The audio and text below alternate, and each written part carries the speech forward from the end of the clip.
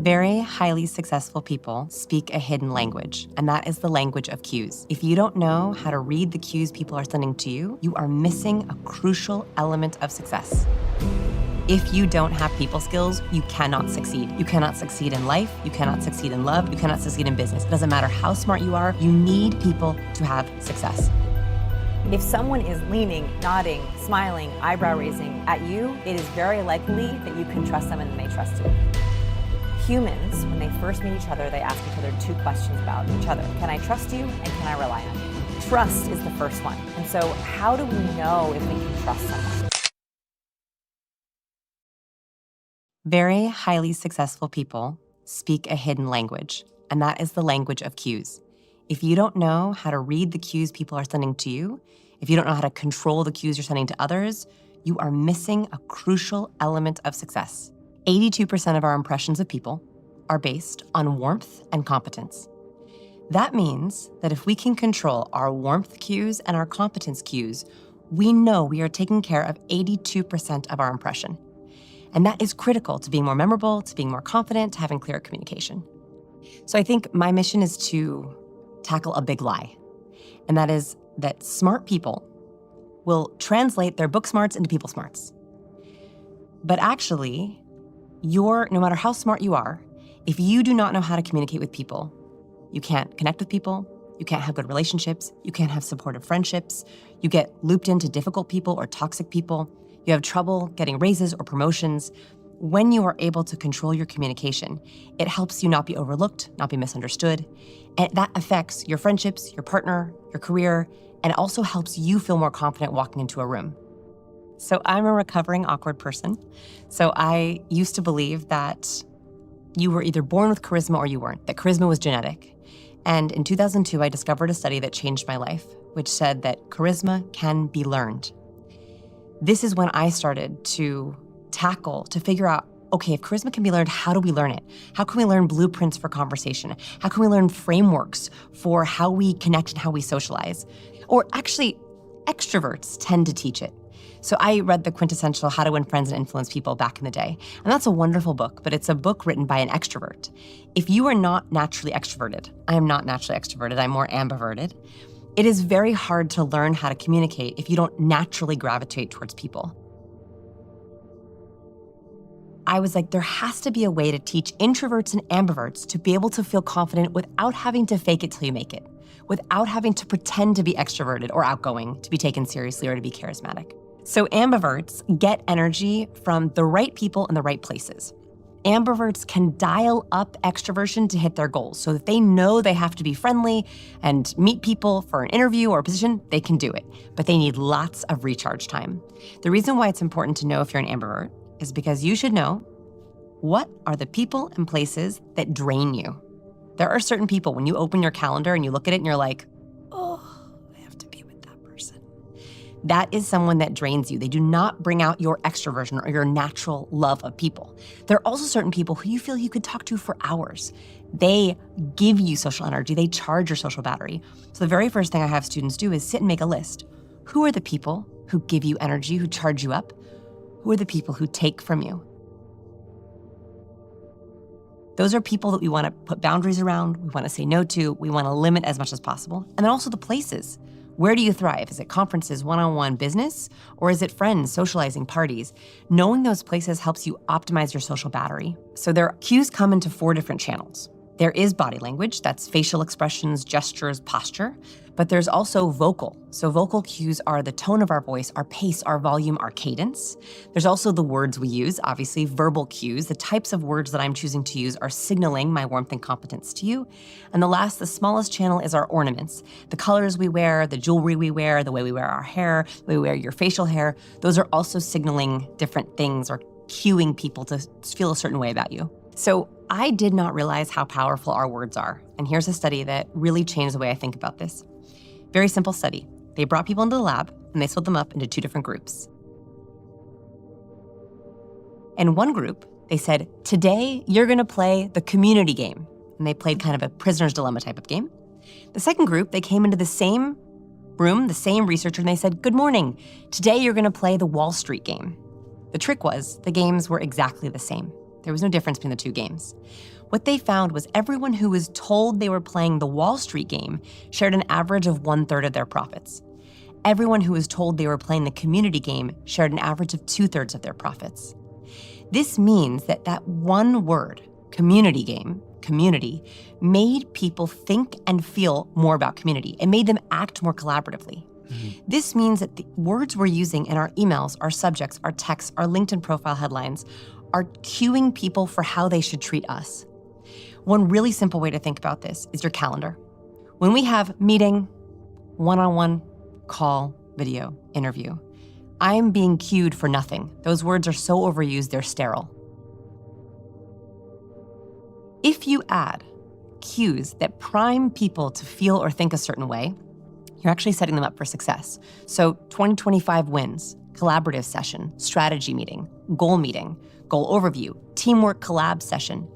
Those words are actually cueing that person's brain every single time they open their calendar that when we read a word like collaborate, we are literally more likely to be collaborative. So the words that we use, even one single word can actually change the way people think. I would even go further and say, if you don't have people skills, you cannot succeed. You cannot succeed in life, you cannot succeed in love, you cannot succeed in business. It doesn't matter how smart you are, you need people to have success. So this is, I think, the most fundamental skill that people can invest in. So I've noticed, especially over the last 10 years, because I've been doing this for about 17 years, in the last 10 years especially, my most extreme students are the students who are very, very smart, very talented and good at what they do, but they don't know what cues to send, and so they completely shut down. They try to become stoic, unreadable. They try to have no facial expressions. They literally try to poker face all the time. And as they try to make connections, meet a partner, make friends, people don't like them. People don't trust them. They can't get buy into their ideas. And those are the students where I see the biggest transformation. They don't realize that muting your cues is a danger zone cue. If you try to be stoic and unreadable, people literally cannot get a read on you. And so my biggest transformations have happened when I can say, you don't need to hide your true feelings. It's about amplifying them with the right cues. To be charismatic, you have to be both highly warm and highly competent. Or more importantly, you have to signal high warmth and high competence.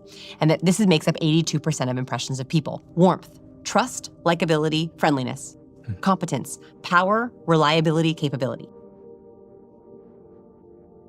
So very highly charismatic people, you meet them, you see them, and they are signaling, you can trust me, you like me, and boy, am I reliable and competent at the very same time.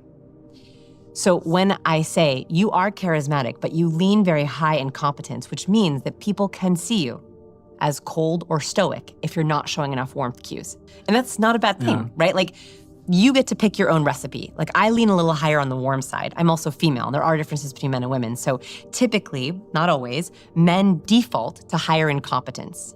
Women are defaulted to higher in warmth. Typically, not always. This isn't a bad thing, but you should know that if you are trying to come across as warmer on your team, you're trying to inspire more collaboration, you're trying to make more friends, you want to dial up your warmth cues. If you're someone who's interrupted a lot, not taken seriously, people forget meeting you, you need to dial up competence. This is like a thermostat. You can dial up warmth cues and dial up competence cues, and this changes the way people treat you. All right, so the first basic thing you want to know is warmth. So what the research finds is that warmth and competence is actually chronological. So they can happen at the same time, but warmth comes first. Humans, when they first meet each other, they ask each other two questions about each other. Can I trust you, and can I rely on you? Trust is the first one. And so how do we know if we can trust someone? That is the most important question we can ask ourselves about someone, right? Okay, so the warmth cues are, here are my favorite warmth cues, which you want to look for when listening. This is what you want to see someone to see if they're a good actor. Looking at the cues, decoding someone while they're listening is actually so good because it's very hard to control our cues while we're listening. Okay, so I know that I can trust you because you are giving me high warmth cues. So here are some high warmth cues. So nodding. Nodding is a very open, right? When we nod, we're taking it in, we're agreeing. Research finds that when you slow nod at me, and I love a good slow nod, right? A 1, a 2, a 3, I speak 3 to 4 times longer. So if you want to encourage someone to keep talking. Tell me more. And if you work with introverts or you're dating introverts and you want them to keep going, you're on a date and you ask a question, oh, so have you been on any good holidays recently? Yeah, some good ones. And you want them to keep going, don't say anything and do a slow triple nod.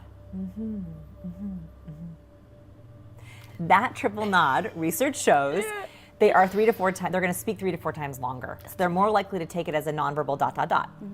So that's great. You want to see nodding, you want to see smiling, you want to see lean ins. So this is a great this is a great charisma cue when we want to engage with something. And they actually found that the lean, so when you lean in, if you just, wherever you are right now, just lean in for a second, it will actually activate a specific part of your brain that is about motivation.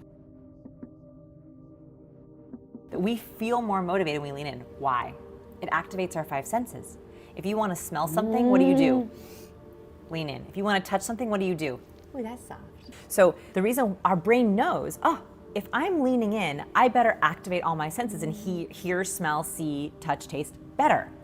So if someone is leaning in towards you, if they're nodding, if they're smiling, their brain is literally saying, take it in, tell me more. Take it in, tell me more. So the eyebrow raise is also a high warmth cue because when we raise our eyebrows up, we can actually see our face from farther away. It's a universal engagement cue. So when you're listening, the first thing you're decoding is for warmth. You're looking for any of those 5 cues. Are they on my side? Are they trusting me? If someone is leaning, nodding, smiling, eyebrow raising at you, it is very likely that you can trust them and then they trust you. Okay, so here are the cues I don't want you to see, but if you do see them, it's really important to take note of them. This is how we can prevent toxic people, I think, from coming into our life. This is how, with someone, and they're giving you all the right answers, but your spidey sense is like, something doesn't feel right. And you can't figure it out. You're like, they said all the right things, but I just don't feel like it's right. Your subconscious is incredibly good at reading cues, but for some reason we've forgotten them. Babies and kids are actually really good at reading cues. So give your brain, it has a superpower, and its superpower is to read these cues, but you have to give it a voice. I think that by learning to know what you're spotting, you can go, oh, that's a danger zone cue. So that's the last area we want to talk about, the danger zone cues. Yeah. So warmth, competence, danger zone. Danger zone cues are cues that are not horrible in themselves, they raise little red flags. It makes you think something is being withheld, something makes someone feel shame or guilt. There's something going on there. There's something that's not congruent there. Okay, so some of our danger zone cues. The first one is actually a lip purse. So a lip purse is when we smash our lips together. This is because liars press their lips together. So if someone suddenly presses their lips together, like let's say that you ask them a question, or let's say that you're watching them while they're listening, and you say, yeah, I love to travel. And they're like, You might want to stop there, stop talking, right? And switch into not listening mode and be like, oh, do you love to travel? Have you traveled recently?